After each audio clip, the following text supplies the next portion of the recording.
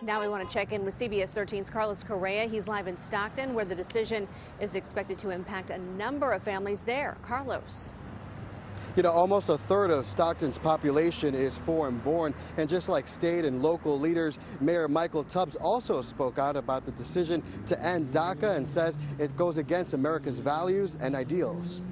22-year-old Maria Navarro is holding back tears as she talks about DACA, the Deferred Action for Childhood Arrivals program. It has helped keep her in the United States legally for the last 5 years. I don't think I've given myself time to process, but I know that it's uncertain, just like my feelings right now.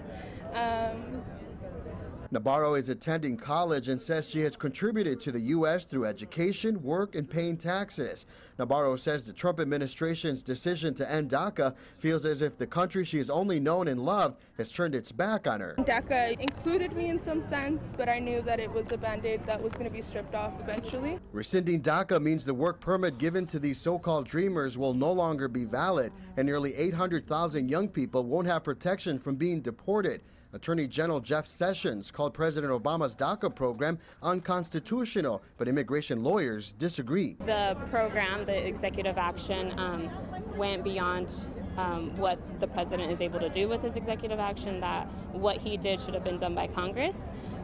So that's the argument that this administration is using. While the Department of Homeland Security will stop processing new DACA applications, it will continue to renew permits for anyone whose status expires in the next 6 months as Congress works out a solution. A lot of mixed emotions, and the issue, goes beyond the repeal because they also have their contact information and their personal information of where they are. So that, to me, is a worry to myself.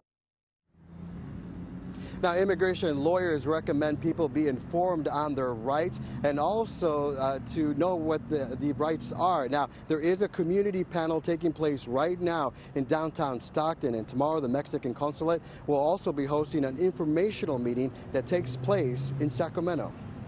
A lot of things to be sorted out over the next 6 months here. All right, Carlos, thanks so much for that live update. Senator and former California Attorney General Kamala Harris released a statement today condemning the decision to end DACA.